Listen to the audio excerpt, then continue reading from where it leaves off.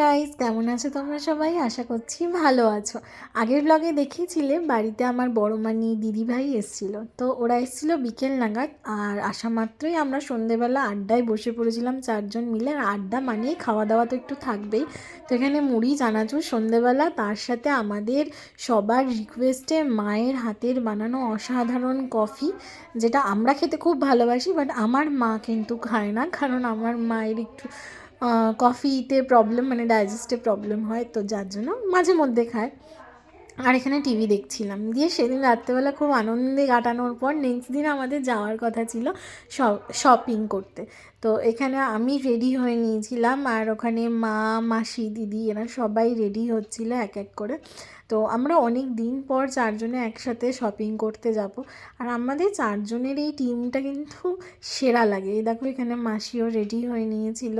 আর এই দেখো দিদিকে বললাম একটু তাকাতো, এমনভাবে তাকাবে তোমরা জাস্ট দেখবা, তোমাদের ভয় লেগে যাবে। এই দেখো। তো যাই হোক, আর এখানে এই যে মা রেডি হয়ে গেছে। মা অ্যাজ ইউজুয়াল সবসময় যেরকম লুক দেয়, একদম লুক দিয়ে আমাকে ভিডিও দিয়ে দিল সুন্দর। আর আমি এখানে রেডি হয়ে নিয়েছিলাম। আমি একটা ওয়ান পিস পরেছিলাম, সাথে জ্যাকেট অবশ্যই ছিল, কারণ ঠান্ডা মোটামুটি কিন্তু এখনও অবধি আছে আমাদের এখানে। তো যাই হোক, চলে গেছিলাম স্টেশনে গিয়েই আমার মা আর মাসি চা খাবে বলে বলছিল। আর এখানে আমার মায়ের মুখটা দেখো।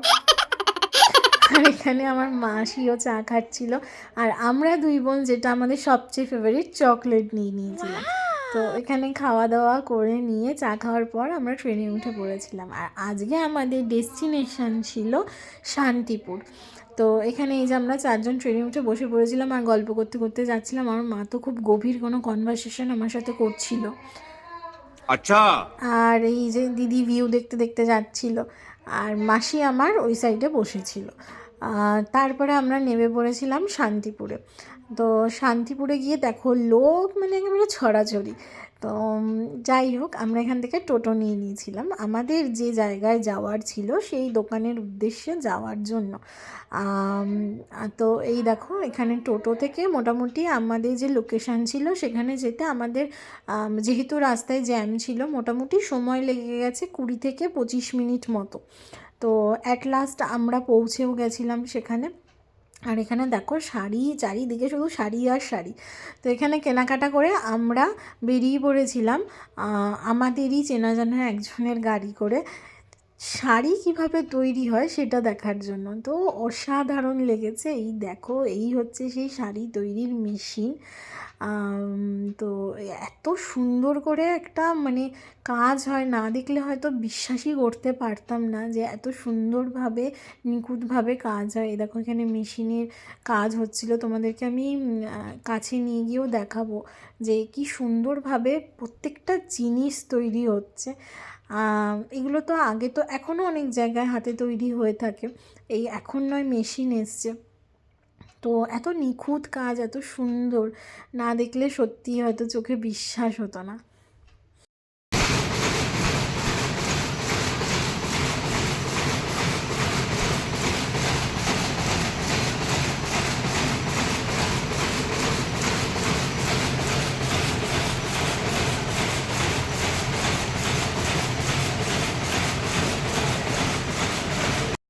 তো এখানে কেনাকাটা কমপ্লিট করে আমরা চলে গেছিলাম বাড়িতে। তো পুরো সারা দিনটাই মোটামুটি আমাদের শপিংয়েই গেছিলো, আর খুব এনজয় করেছি আমরা চারজন মিলে।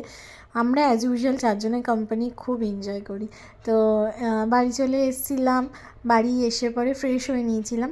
তো আশা করছি তোমাদেরও এই ব্লগটা ভালো লেগেছে। আসছে ভিডিওতে আরও অনেক কিছু সারপ্রাইজ আছে, তোমরা কিন্তু অবশ্যই চ্যানেলটাকে সাবস্ক্রাইব করে দিও। তোমাদের সাথে দেখা হবে নেক্সট ব্লগে। টাটা, খুব ভালো থেকো।